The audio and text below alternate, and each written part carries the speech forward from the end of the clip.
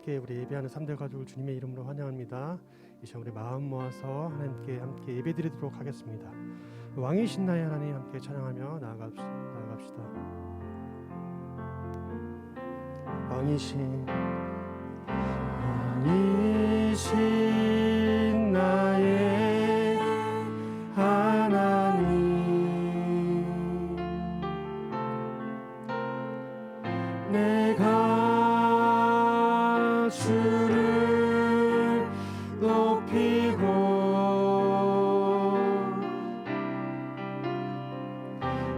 영원히 주의 이름을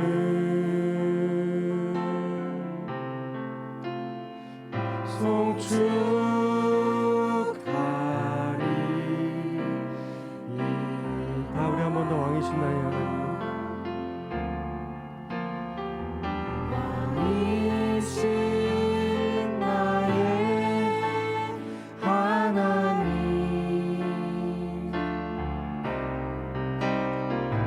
내가 주를 높이고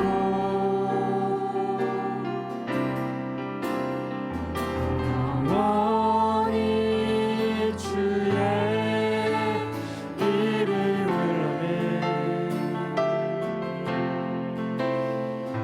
송축하리.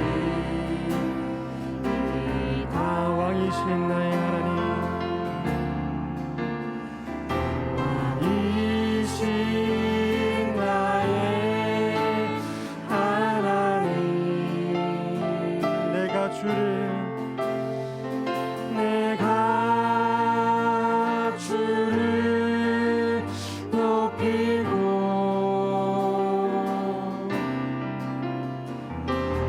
영원히 주의 이름을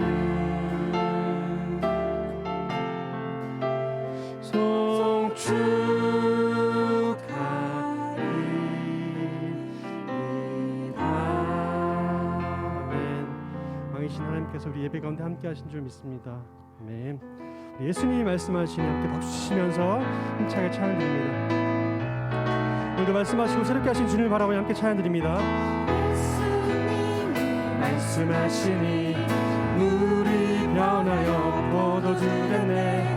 예수님이 말씀하시니 물이 변하여 포도주 됐네. 예수님 나에게도 말씀하셔서 새롭게 변화시켜 주소서. 예수님이 말씀하시니 바디메오가 눈을 떴다네. 예수님이 말씀하시니 바디메오가 눈을 떴다네. 예수님 나에게도 말씀하셔서 새롭게 변화시켜 주소서. 예수님 죽은 나사로가 아멘. 예수님 말씀하시니 죽은 나사로가 살아났다네. 예수님 나에게도 말씀하셔서 새롭게 변화시켜 주소. 예수님 말씀하시니 거친 바다가 잔잔해졌네. 예수님 말씀하시니 거친 바다가 잔잔해졌네. 예수님 나에게도 말씀하셔서 새롭게 변화시켜 주소. 예수님 나에게도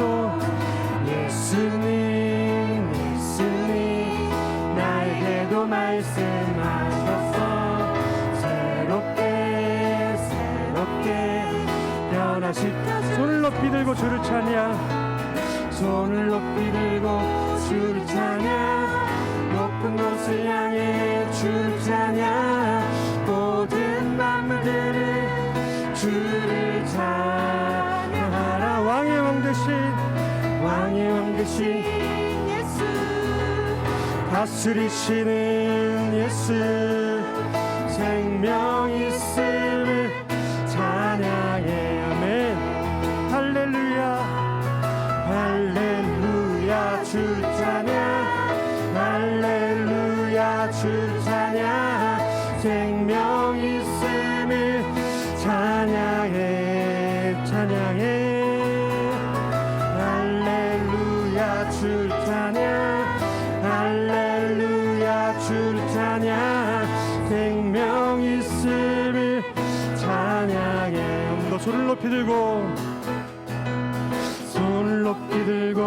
줄 찬양 높은 곳을 향해 줄 찬양 모든 만물들이 주를 찬양하라 왕의 왕 되신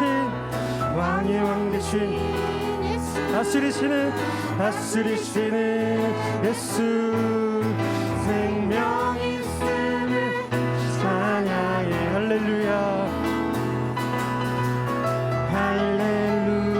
주 찬양해 할렐루야 생명 있음을 찬양해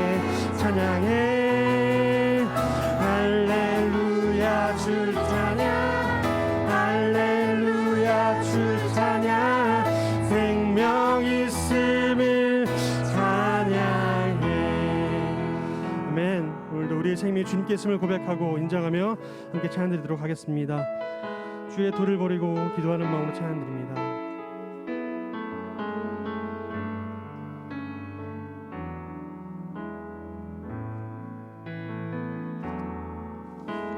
주의 도를 버리고 헛된 꿈을 쫓던 우리를 거짓과 교만한 용서하여 주소서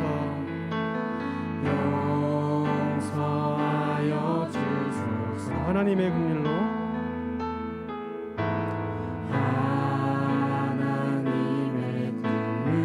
부끄러운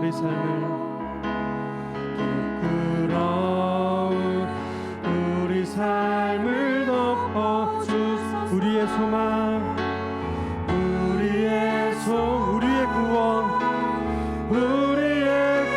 주께 간구합니다.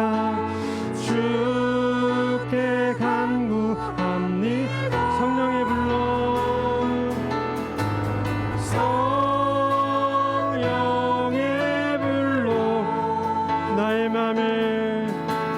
나의 맘을 태워주소서 성령의 불로 나의 영혼 새롭게 성령의 불로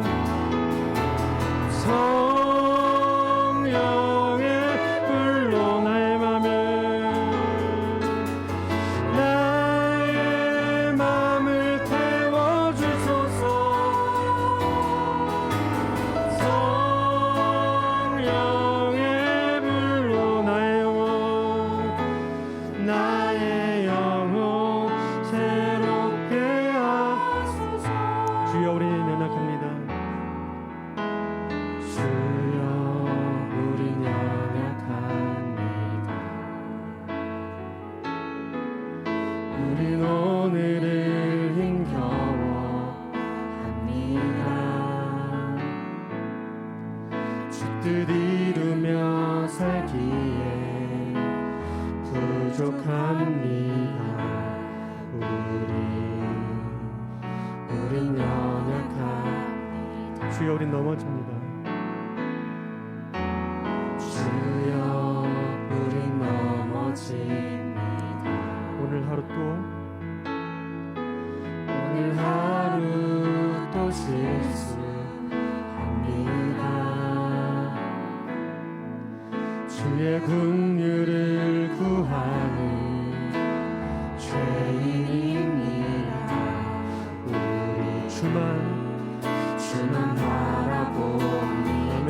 주님의 은혜,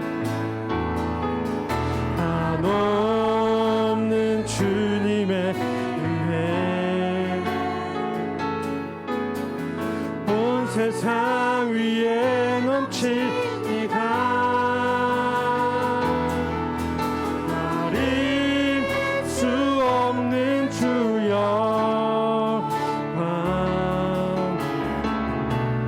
온 땅 위에 충만합니다.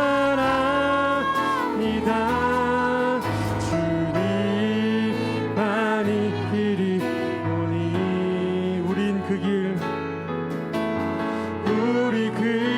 따라갑니다. 그날에 우리를 이루실 주는 완전합니다. 한없는 주님의 은혜, 한없는 주님의 은혜, 온 세상 위에 넘칩니다. 가릴 수 없는 주여 온 땅 위에 충만한 주님만이 길이 오니 주님만이 길이 오니 우린 그 길 따라갑니다. 그날에 우리 이루실 주는 완전합니다.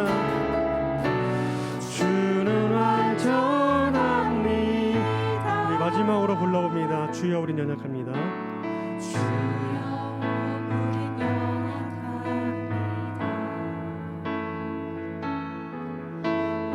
오늘을 힘겨워합니다. 주 뜻 이루며 살기에 부족합니다. 우린 연약합니다. 주여 우린 넘어집니다. 주여 우린 넘어집니다. 오늘 하루도 실수합니다. 주의 긍휼을 구하는 죄인입니다. 주만 바라봅니다. 아멘. 한없는 주님의 은혜를 사모합니다. 주님의 은혜 온 세상 위에 넘칩니다. 가릴 수 없는 주 영광 온 땅 위에 충만합니다.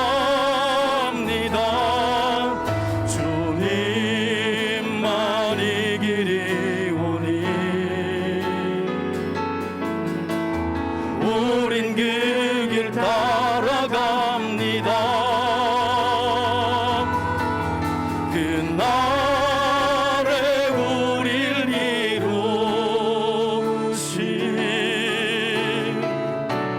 주는 완전. 우리 후렴만 한 번 더 불러봅시다.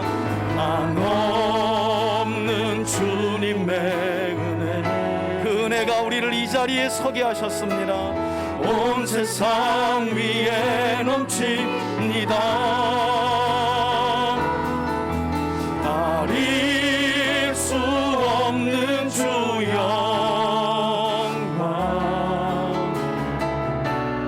온 땅 위에 충만합니다.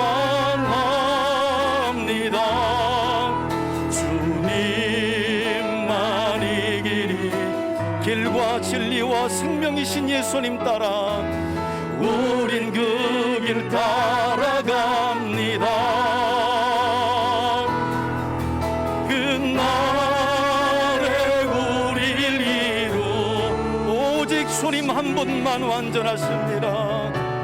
주는 완전 그날에 우리를 이루실 주님 한 분만, 그날에 우리를 붙들고 계신 하나님, 주는 완전 그날에 우리를 완전하게 하실 주님, 그날에 우리를 이루실 주는 완전합니다. 구주와 함께나 죽었으니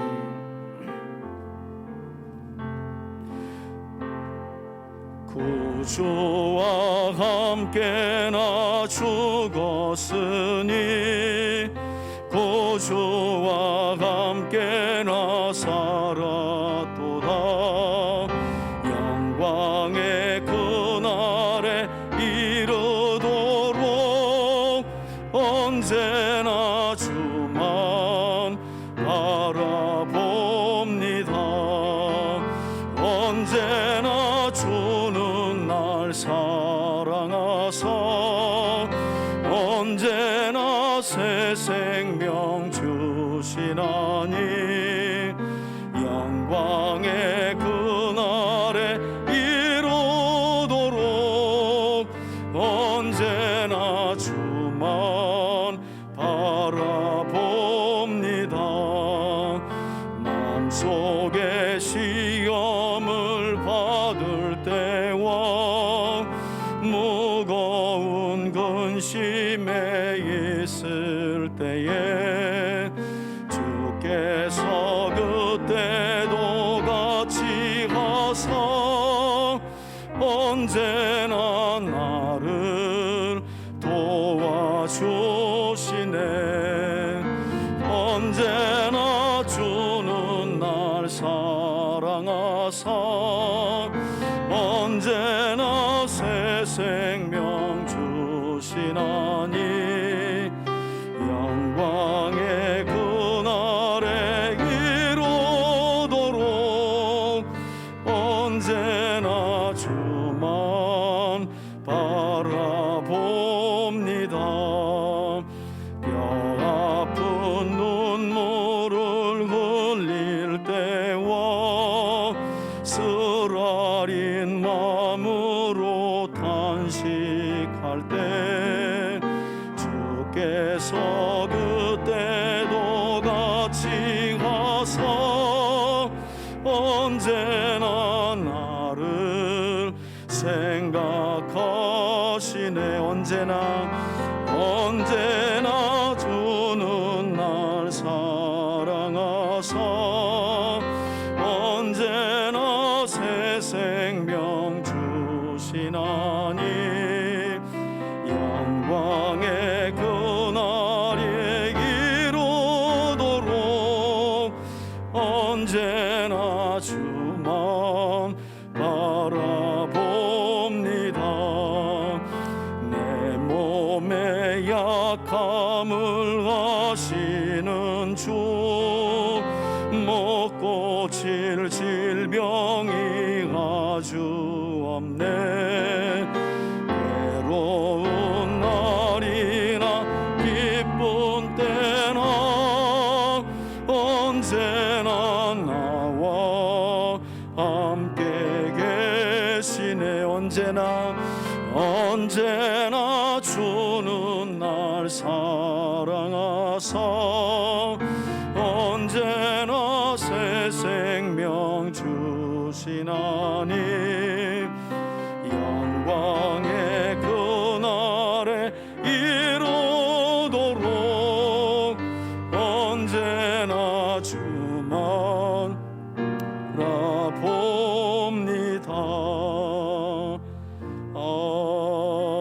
아멘. 오늘 우리가 나눌 하나님의 말씀은 민수기 17장 1절에서 13절까지의 말씀입니다.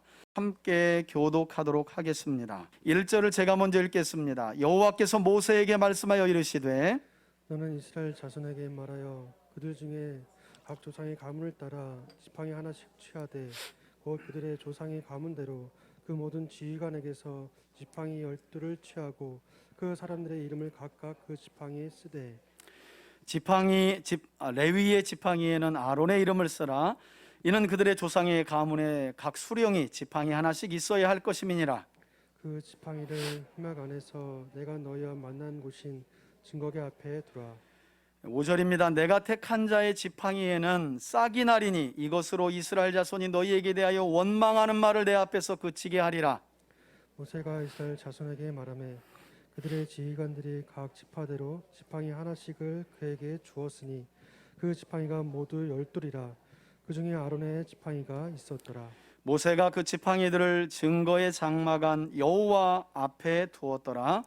이튿날 모세가 증거의 장막에 들어가 본즉 레위 집을 위하여 낸 아론의 지팡이가 움이 돋고 손이 나고 꽃이 피어서 살구 열매가 열렸더라.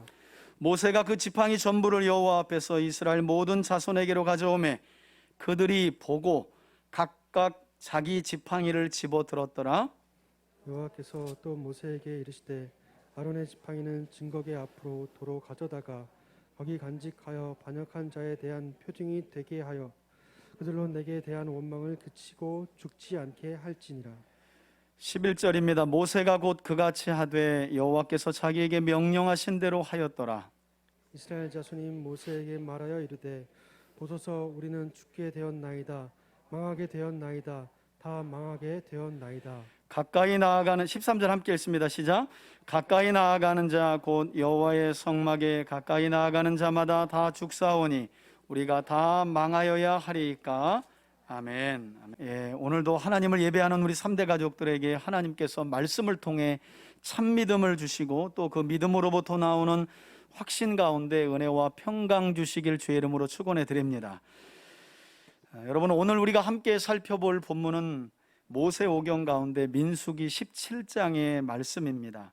민수기 17장의 말씀은 앞장인 16장에서부터 시작된, 즉 레위 자손인 고라와 르우벤 자손이었던 다단과 아비람, 온이 파벌을 만들어서 모세와 아론을 거스리며 일어난 반역 사건이 시발점이 되어서 그 결과로 일어난 사건을 기록하고 있는 말씀이 바로 민수기 17장의 말씀입니다. 그러니까 민수기 17장은 16장과 세트로 함께 읽어야 하는 그런 본문이라는 말씀입니다. 앞장의 내용을 잠시 제가 간단하게 설명드리면, 오늘 본문 앞선 민수기 16장의 내용은요, 지난날 시내산을 출발하며 하나님의 지성물을 어깨에 메어 옮기는 특별한 직무를 맡았던 레위의 자손이 있었다 그랬죠? 누구였죠? 고핫이었죠. 그죠? 하나님의 지성물을 하나님의 임재 가장 가까이 어깨에 메고 옮기는 특별한 직무를 맡았던 레위 자손이 바로 레위의 자손들 가운데 고핫 자손이었는데, 이 고핫 자손 중에 고라라고 하는 사람, 당연히 지도자였겠죠. 그리고 같은 진영인, 성막이 이동할 때가 있고 멈출 때가 있으면 이 성막이 멈출 때는 성막을 중심으로 이스라엘의 12지파는 3지파씩 동서남북으로 위치해 자리를 잡았는데, 이 고라와 함께 같은 진영에 있었던 한 지파가 바로 르우벤 지파였습니다. 그러니까 레위 지파 중에 고핫의 후손들이 남쪽에 위치했고 그 남쪽 동네에 같이 위치했던 사람들이 바로 르우벤 사람들이었습니다. 이 르우벤 자손 중에 다단과 아비람과 온이라는 사람이 이 지도자들끼리 파벌을 만들어서 지도자인 모세와 아론에게 반역을 저질렀던 사건이 앞장에 이렇게 일어나게 된 것을 보게 됩니다. 특히 이때 하나님은 고핫 자손인 고라가 아론의 대제사장직을 탐하는 것에 대해서 진노하시면서, 문자적으로 보면 상당히 또 그럴듯해요. 아니, 너는 지도자 해먹고 네 형은 대제사장 해먹고 너희 집이 다 해먹냐? 사실은 여러분, 레위 자손 중에 모세의 집이 다 해먹는 게 아니라 누구를 하나님이 택하신 거예요? 그렇죠. 모세를 이스라엘을 애굽에서 구원하는 지도자로, 하나님을 대신한 구원자로 보내셨고, 구원하신 이후에 하나님은 레위 지파 가운데 아론과 그의 자손을 대제사장직이라는 특별한 직무를 주며 하나님을 예배하고 백성들에게는 하나님의 율법을 가르치는 특별한 직무를 하나님이 주신 거죠. 지난 시간에도 우리가 함께 나누었지만 고핫의 후손인 고라도 참 특별한 직무였습니다. 지성물이란 하나님의 임재의 상징이고 하나님을 가장 가까이에서 어깨에 메어 모시는, 남들 모두가 부러워하는, 그러나 그것으로 만족하지 못했던 거예요. 만족하지 못하는 정도가 아니라 탐냈다는 거예요. 여러분, 민수기 여정을 보면 모세가 얼마나 많이 광야에서 엎드립니까? 백성들 때문에 모세 탓하고 하나님 원망하고, 이것 때문에 지도자인 모세와 아론이 엄청나게 엎드려요. 이것은 왕의 자리가 아니었어요. 오직하면 모세가, 하나님 나는 못합니다. 내가 낳은 자식들도 아닌데 내가 왜 이 고생을 해가면서 이 감당치 못할 일을 합니까? 하나님, 저는 못합니다. 그래서 하나님이 함께할 사람들을 또 붙여주기도 하셨죠. 그 자리가 왕의 자리였다면 모세가 그 자리 못 내놓습니다. 그랬을 거예요. 그런 자리가 아니었거든요. 수시로 멱살 잡히는 자리, 수시로 돌을 잡아서 돌을 던져서 죽이려고 했던 그 자리. 그래서 모세는 할 수만 있다면 내려놓고 싶었어요. 그런 자리였어요. 근데 그런 자리가 누구의 눈에는 왕의 자리로 보이는 거죠. 왕의 자리로. 나도 저 자리에 올라가서 모세나 아론처럼 옷 아주 뽀대 있게 입고 백성들이 아주 우러러보는 저 자리. 조금 전에도 우리 대표기도 했지만 뭐 지도자의 자리, 대통령이라는 자리가 뭐 우리가 보기에는 쉽게 올라가고 뭐 아무나 다 하는 것 같지만 여러분, 사실은 그렇지 않잖아요. 누가 됐든지 간에. 뭐 시장 자리도 그렇잖아요. 주변에서 보는 사람들은 어우 저 자리 참 힘 있어 하지만 막상 그 자리에 앉아 보면, 물론 그 중에는 정말 악한 사람들이 그 힘을 어떻게 해서든 이용해 보려고 그 자리를 탐하는 사람들이 있지만 그렇지 않은 사람들도 사실 더 많죠. 이 고라와 함께 반역한 일당에게는 그 모세와 특별히 아론의 자리가 왕의 자리처럼 보인 거예요. 그래서 그 대제사장직을 탐했던 거죠. 그것을 하나님이 보시고 진노하셨고, 반역의 주동자였던 고라와 앞장인 16장에 보면 하나님의 권위에 도전했던, 모세의 권위에 도전했다는 건 모세에게 권위를 부여하시고 아론에게 권위를 부여하신 하나님을 대적하는 것이었기 때문에 하나님께서 이 고라와 그의 모든 일당들을 삽시간에 땅을 갈라서요 그냥 생매장 해버리십니다. 땅이 갈라져 가지고 그냥 반역한 자들이 삽시간에, 지난 시간에 말씀드렸죠. 그 가운데 다행스러운 건 고라의 아들들이 아버지의 반역에 빠졌다는 거예요. 그래서 나중에 시편에 보니까 세상에서의 첫날보다도 주의 궁정에서의 한날이 참 저는 좋습니다. 문지기도 좋습니다. 하나님을 만나본 사람들의 진정한 고백이죠.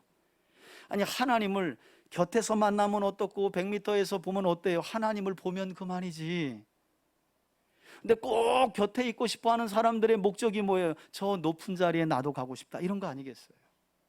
그런 사단이 앞장에서 벌어진 거예요. 그래서 고라와 그 일당이 삽시간에 그 모든 재산까지 땅으로 곤두박질 치게 되고요.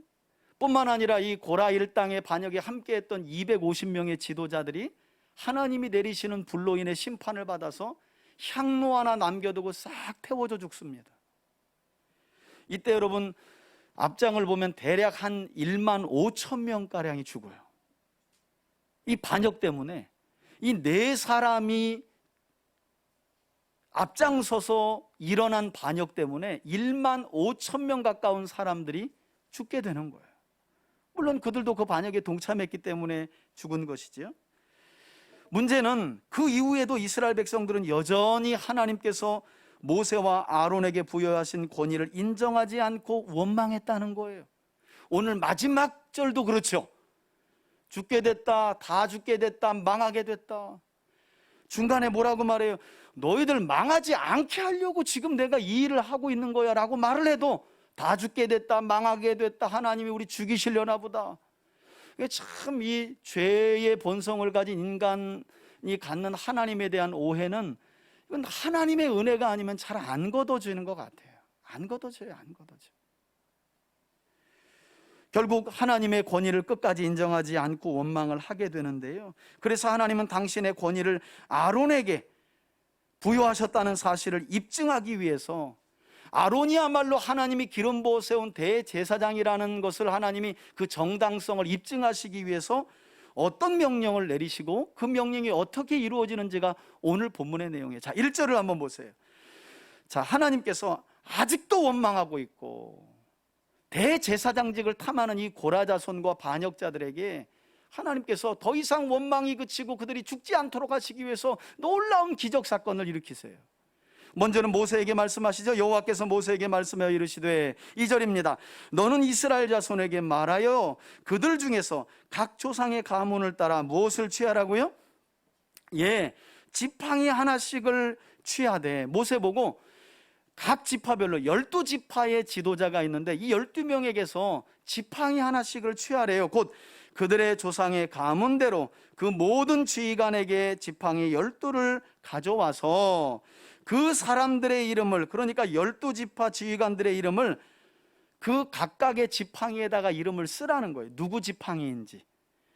그러니까 모세 당시 이스라엘의 지도자들은 또 양떼를 치기도 했기 때문에 이 지팡이라는 건 필수였거든요. 이 지도자들도 지팡이가 있었던 거예요. 그것을 거두어서 지팡이에다 자기 이름을 다 쓰라는 거예요. 자기 이름을.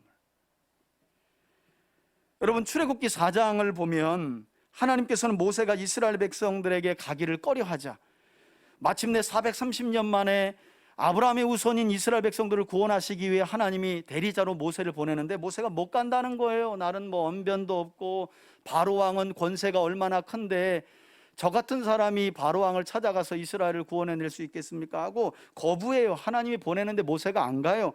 그때 하나님은 뭐라고 말씀하시느냐? 모세의 손에 들려있는 지팡이가 뱀이 되게 하시고요, 기적을 보이신 거예요. 너 내가 나와 함께 한다는 사실을 못 믿어? 내가 바로 왕보다 강하다는 사실을 못 믿니? 네 손에 지팡이 있지? 지팡이 던져봐 하고 지팡이를 던졌더니 뱀이 되는 거예요. 깜짝 놀라죠. 그리고 여러분, 어지간한 상식이 있는 사람은 절대 뱀의 꼬리를 잡지 않습니다. 뱀의 꼬리를 잡으면 바로 물려요. 그런데 놀랍게도 뱀이 된 지팡이를 하나님이 꼬리를 잡으라는 거예요. 모세가 또 꼬리를 잡아요. 그랬더니 또 지팡이대로, 원래의 지팡이대로 변하는 거예요.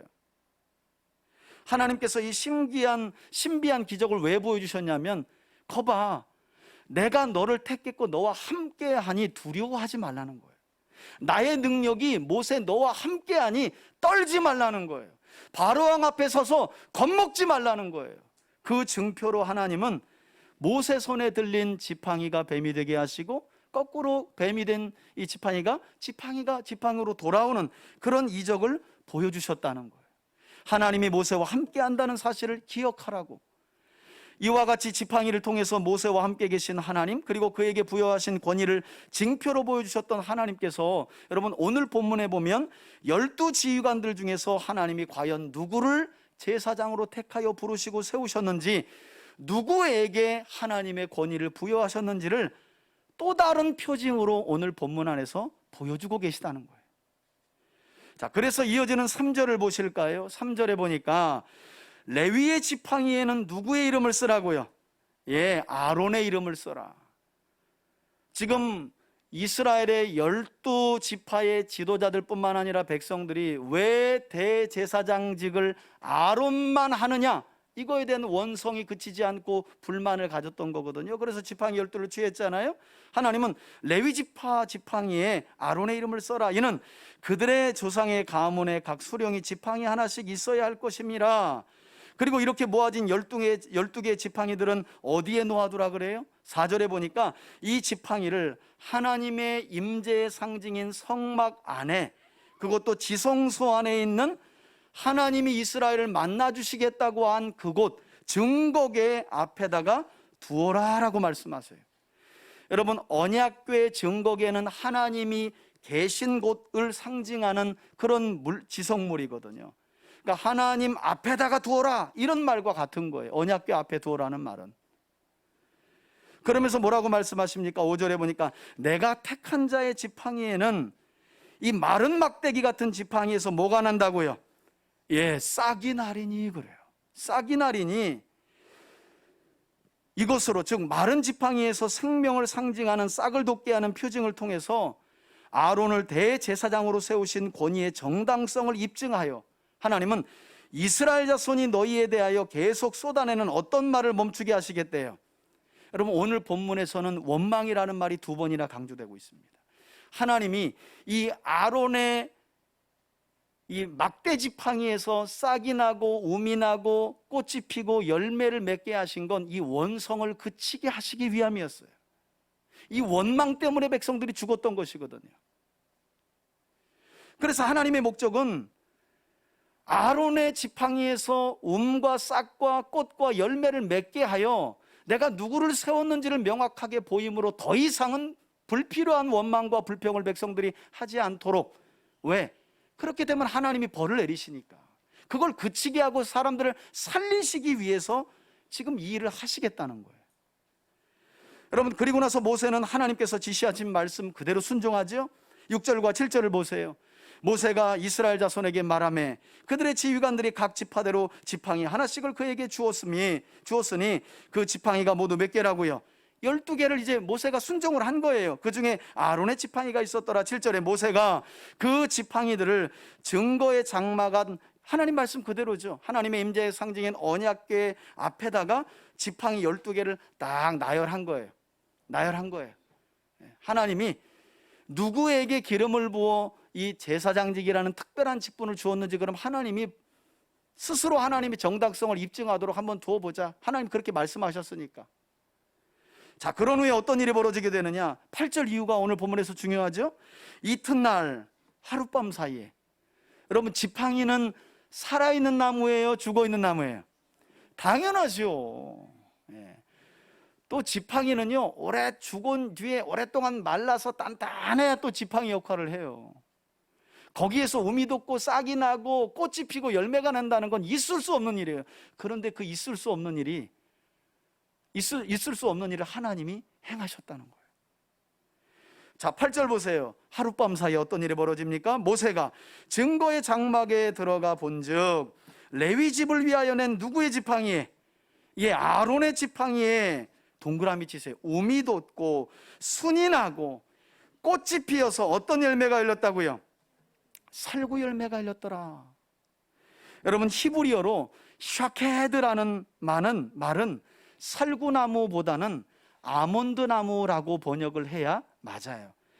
유대인들에게 샤케드는요, 아몬드나무는 봄이 온다고 하는 것을 가장 먼저 알려주는 나무이기도 해요. 그래서 소망을 상징하고 희망을 상징하는 그런 나무이기도 합니다.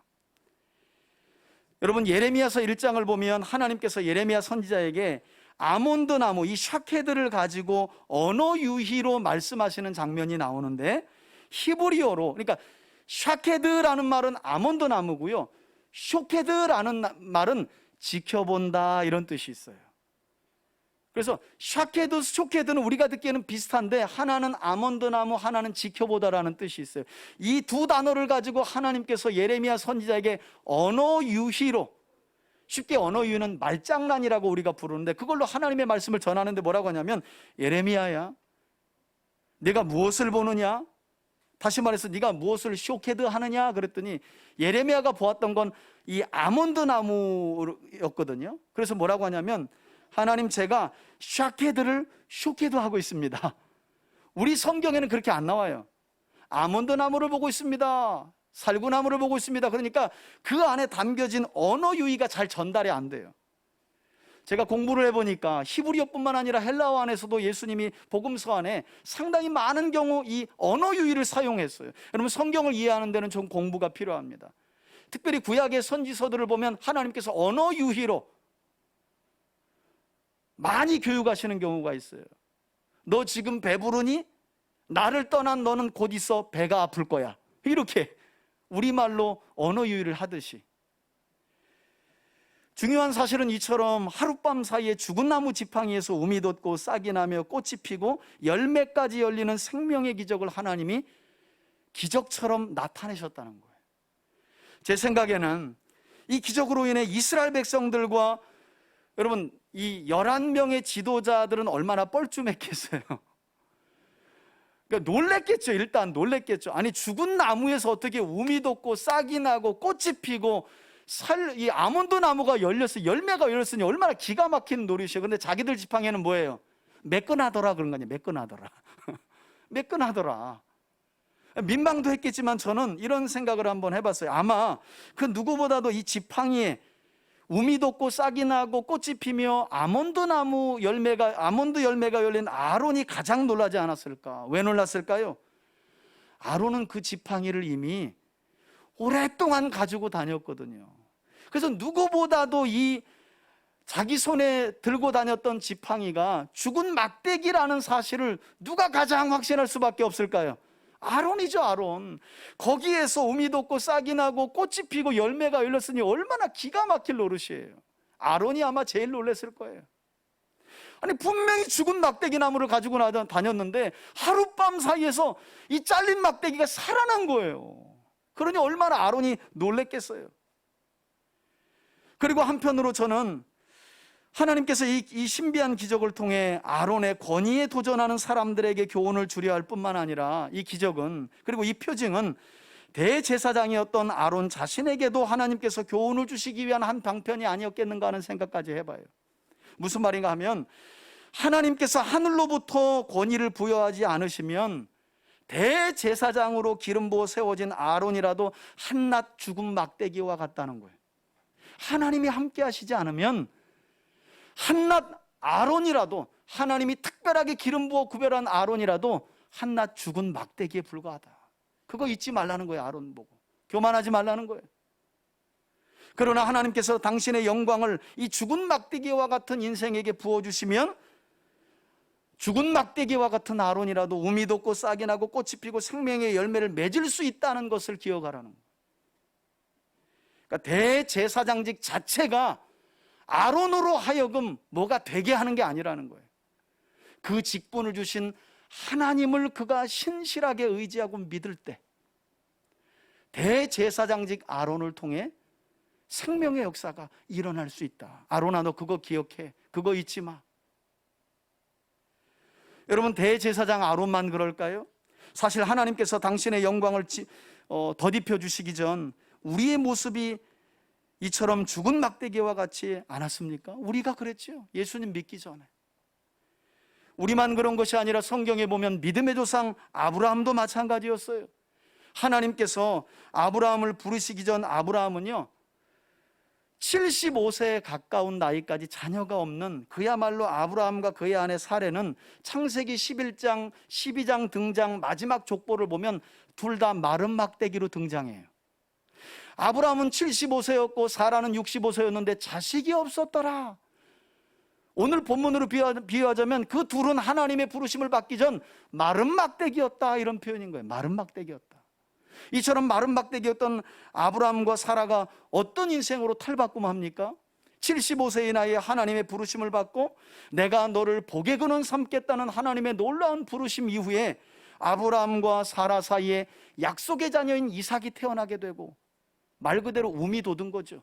이삭에게서 야곱이 태어나게 되고 말 그대로 싹이 나게 된 거예요.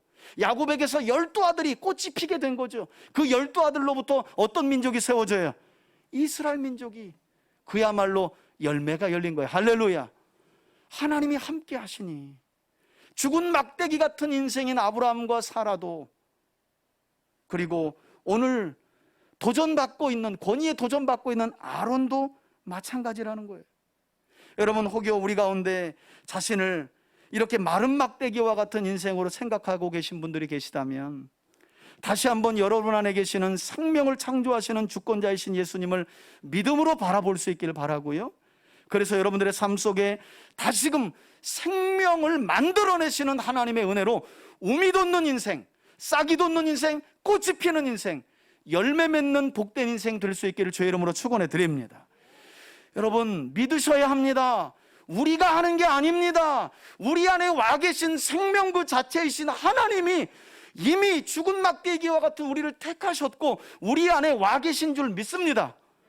우리의 노력이 필요한 게 아니에요. 우린 그 사실을 믿는 겁니다. 그러면 죽은 막대기 같은 인생에서 우미 돋고 싹이 나고 꽃이 피고 열매를 맺게 되는 거예요. 저는 지금까지도 그랬지만 앞으로 여러분들 인생에 더 많은 움과 싹과 꽃과 열매가 맺혀질 수 있기를 주의 이름으로 축원해 드립니다. 하나님이 그것 위해서 우리를 부르셨거든요. 자, 이렇게 하나님께서 당신의 권위를 부여하신 아론의 지팡이에만 유일하게 싹과 열매 그리고 꽃이 맺히게 되자 9절에 보니까 모세가 그 후속 조치를 취하죠. 9절 보세요. 모세가 그 지팡이 전부를 가지고 여호와 앞에서 이스라엘 모든 자손에게로 가져와서 일단 어떻게 해요? 자, 봐라 그러죠. 예, 봐라. 도전하는 자들에게 봐라. 아직도 의심하고 저 형제들끼리 해먹는 거 아니야? 이렇게 의심을 하고 있는 그들에게 보여줍니다. 그리고 각각 그 지팡이를 집어들라고 하죠. 그랬더니 그들이 집어들어요.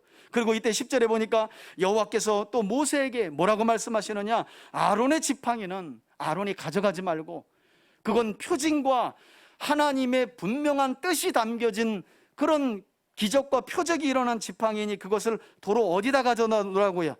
예, 하나님이 계신 증거계 앞으로 가져다가 간직하고 두고두고 어떤 표징이 되라고요? 거기 나오죠? 반역자에 대한 표징이 되게 하여 그들로 내게 대한 원망을 그치고 죽지 않게 할지니라.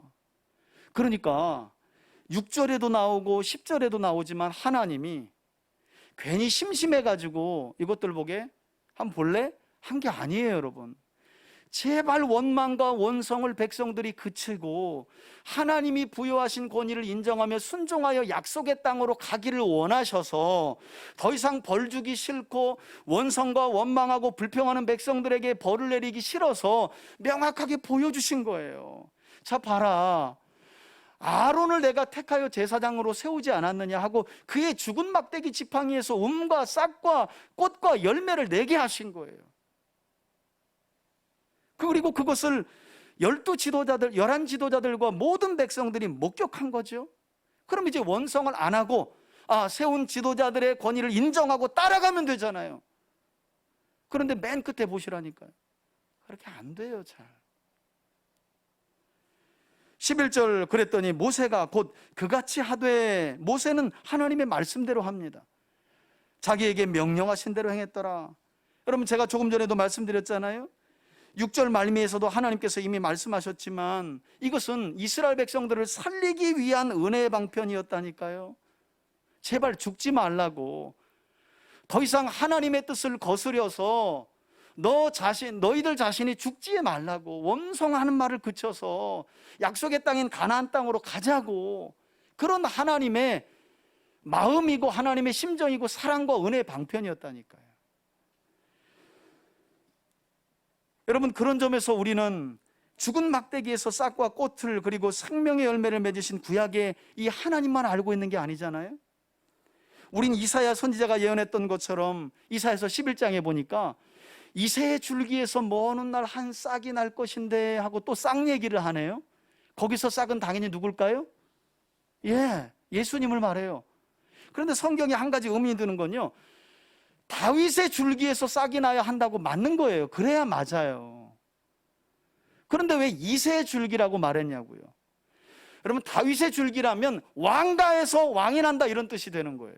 그런데 이사야는 이새의 줄기에서 싹이 난다 그래요. 이새는 아주 깡촌인 베들레헴에서 양떼 치는 목자였어요.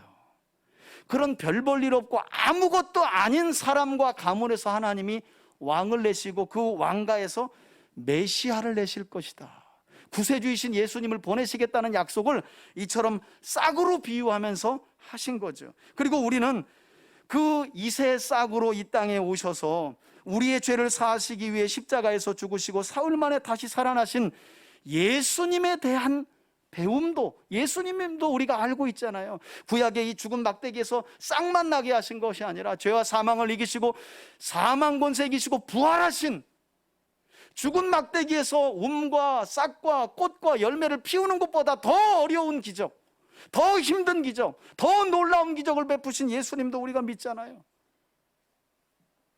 뿐만 아니라 이제는 특별한 누군가에만 생명이 역사하시는 것이 아니라 하나님은 부활하신 예수 그리스도를 통해 예수 그리스도를 구세주로 믿는 모든 사람들에게 하나님은 그들을 죄와 사망에서 건져내 영원한 생명으로 옮기신다는 이 약속을 믿는 자들이 바로 우리 아닙니까? 그죠? 단순히 그냥 예수 믿고 죽은 막대기 같은 내 인생이 싹 돋고 돋고 열매 열리고 꽃 피고 좀 낫네. 여러분, 하나님이 우리 형편 좀 이렇게 낫도록 하시기 위해서 아들을 십자가에 죽으셨을까요? 그게 아니죠. 죄로 인해 우리가 빠진 영원한 사망에서 우리를 건져 영원한 생명으로 천국으로 옮기시기 위해 그 아들을 십자가에 죽으시고 다시 3일 만에 살리신 줄 믿습니다. 그러니까 우리가 원하는 움과 싹과 꽃과 열매는 그것이 돼야 돼요. 영생의 마지막 때의 그리스도의 재림을 통해 다시 우리의 몸이 부활하여 영원한 꽃으로 살아갈 그 삶, 저와 여러분들이 이걸 기대해야 될 줄 믿습니다. 그래서 한번 따라합시다. 예수님 안에서 나는 움 돋고 싹이 난 인생입니다. 한 번만 더 따라합시다. 예수님 안에서 나는 꽃이 피고 열매 맺는 인생입니다. 할렐루야. 그랬더니 목사님 60 다 넘고 뭔 꽃이에요? 또 그러셔. 그래도 꽃이에요. 제 눈에는 다 꽃으로 보이는 줄 믿습니다. 아멘한 사람만 꽃이 될지어다. 제 눈에는 그렇게 보여요. 사람은 주름 났네, 왜 사람이 늙어 보여. 여러분, 놀라운 건 하나님은 우리의 속 사람의 나이를 늘 보신다는 거예요. 그죠? 예. 여러분, 여호수아와 함께 했던 갈렙 보세요. 85세의 나이에도 그때나 지금이나 주리바기에 매일 반이라 내가 헤브론 땅 올라가서 차지하겠습니다. 왜 그래요? 여러분, 45년 지나서 이미 갈렙이 늙었다니까요. 근데 갈렙은 안 늙어요. 늙었는데 안 늙어요. 왜 그래요? 하나님의 약속이 그 심령에서 싹을 틔우고 우물 돋게 하고 꽃을 내고 열매를 자꾸 내게 하시는 거예요. 그러니 그걸 보니 할 수 있는 거예요. 왜? 이제까지 내가 해온 게 아니잖아요. 우리 인생의 주인이신 하나님이 움돋게 하셨고 싹나게 하셨고 내 이 못된 성격이나 기질 때문에 도무지 못 낼 꽃도 하나님이 내게 하시고 이렇게 예쁘게, 할렐루야, 열매도 맺게 하나님이 하시는 거 아니야. 하나님이. 그러니 갈렙이 45년 지나도 난 할 수 있다, 저 땅 내가 취하겠습니다, 이 산지를 내게 주소서 했던 것 아니겠어요? 그가 뭐 힘이 있고 능력이 있고 지혜가 그 자신을 의지해서가 아니죠. 끊임없이 그 늙어가는 나이에도 움돋게 하시는 하나님, 싹나게 하시는 하나님. 기대도 안 해, 이제 늙어서. 나는 뭐 신앙적으로 이제 틀렸어 하는데 또 꽃을 이렇게 슬쩍 보여주셔. 내가 하는 게 아니구나. 지금도 하나님이 하시는구나. 언제까지? 우리 생명 이 땅에서 끝나는 날까지. 어떤 꽃이 되게 하기 위해서요? 영원히 피는 꽃이 되게 하시기 위해서. 믿으십니까? 여러분, 그래서 하나님 우리를 부르신 거예요. 죽은 막대기 같은 우리 인생들을. 안타까운 사실은 조금 전에도 우리가 살펴봤지만 마지막 단락에 이렇게 눈으로 확연하게 보여진 표징에도 불구하고 이스라엘 백성들이 어떤 반응을 보였대요? 12절 보세요. 이스라엘 자손이 모세에게 이르되 보소서, 이제는 우리가 아론에게 하나님의 권위가 있고 그를 지도자로 세운 줄 믿나이다. 이렇게 나와야 맞잖아요, 9절이. 근데 뭐래요? 아니, 원성이 그치게 하여 너희를 살리게 하려 함이라 그랬더니 아니라는 거예요. 보소서, 우리는 죽게 되었나이다, 망하게 되었나이다. 망하려면 지만 망하지 왜 또 다 망한다 그래. 또 이런 사람들 때문에 안 되는 거예요. 13절에 가까이 나아가는 자 곧 여호와의 성막에 가까이 나아가는 자마다 다 죽사오니 우리가 다 망하여야 하리까 하고 또 지도자인 모세와 아론을 향해 원성을 그치지 않아요. 여러분, 말이 안 통해도 이렇게 안 통할 수 있나요? 분명 하나님께서는 더 이상 이스라엘 백성들이 하나님 앞에서 원망하는 말을 멈추게 하여 그들이 죽거나 망하지 않도록 하기 위해 이 표징을 보였다라고 차근차근 설명을 다 해댔잖아요. 그러니까 이게요, 우리 그러잖아요, 여러분. 야, 저런 죽일 놈들, 성경 있는 분들 종종 그래. 우리 성도들 가운데 목사님, 난 도무지 이 인간들이 이해가 안 간다고. 목이 고다도 이렇게 고줄 수 있냐고. 근데 그게 지인지는 몰라, 잘. 그게 자기인지는 잘 몰라. 때로는 저도 그래요, 저도. 자기가 돼보면 그러면서 그래요. 나는 죽은 지팡이에서 꽃 피고 열매도 필요 없다는 거예요. 꽃까지만 봐도 나는 그냥 하나님께 몰빵할 수 있다는 거예요. 아이고, 그 며칠이나 간다고. 여러분, 꽃까지만 내잖아요. 열매 안 핀다고 안 믿습니다. 또 열매 열리잖아요. 그거 따먹고 맛없다고 안 믿어요. 그러니까 믿음 없는 건 답이 없어. 이게 그래서 믿어지는 게 아니라니까요. 하나님 우리 마음을 열어주셔야 돼요. 그리고 하나님의 권위에 순복할 수 있는 믿음을 주셔야 되는 거예요. 하나님의 살아계심을 인정하는 그 믿음을 주셔야 가능한 거예요.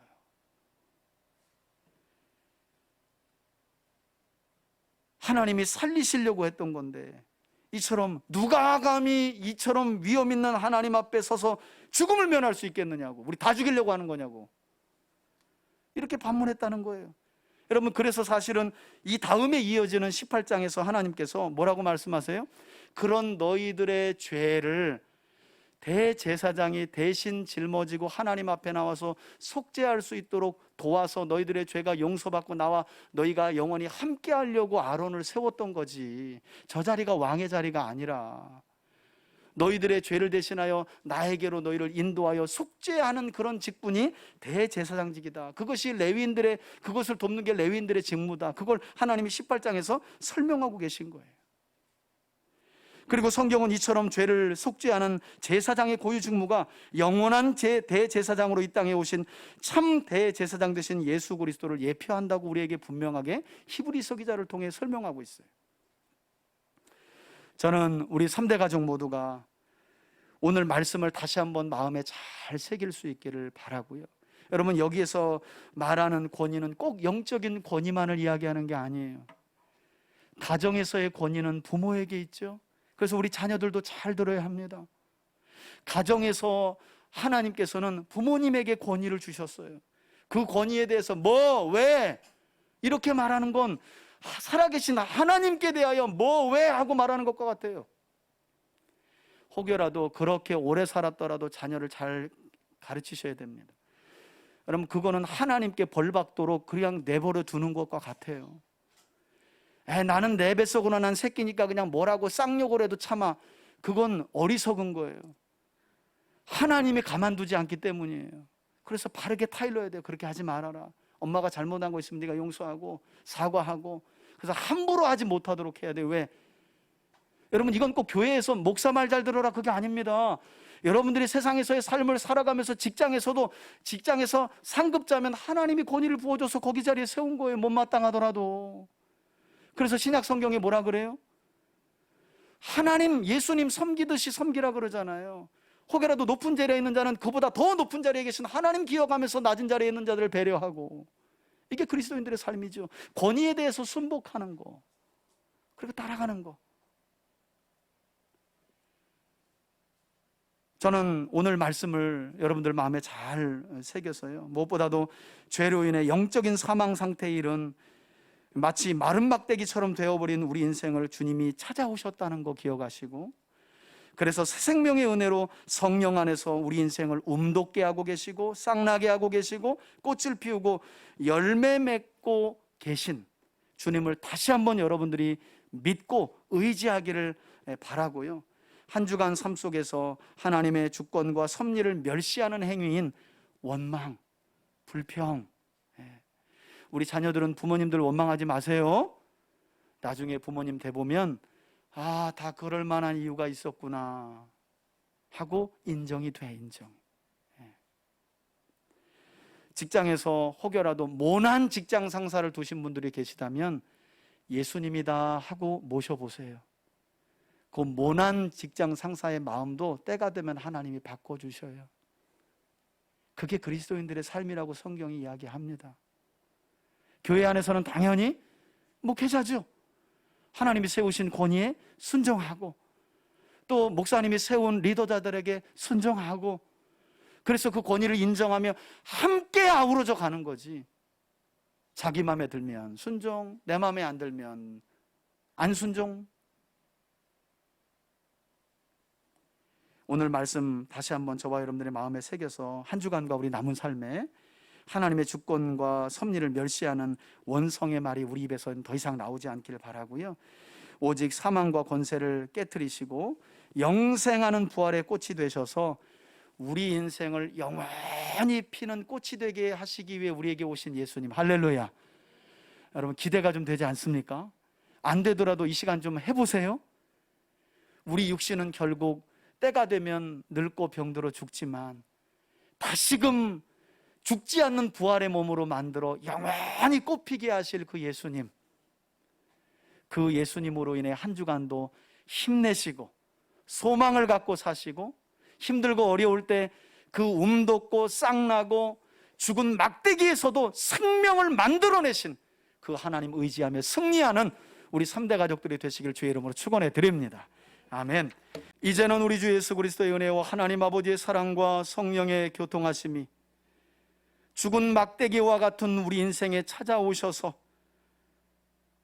우리 인생의 움과 싹과 꽃을 피게 하시고 영생에 이르도록 하는 구원의 열매를 맺게 하시며, 그것을 소망 삼아 매일매일의 삶 속에 천국을 맛보고 누려가게 하신 주님을 찬양하고, 어떤 어려움 속에서도 낙심하지 않기로, 원성하지 않기로 결단하는 우리 성도들 머리머리 위에 이제로부터 영원토록 함께 계실지어다.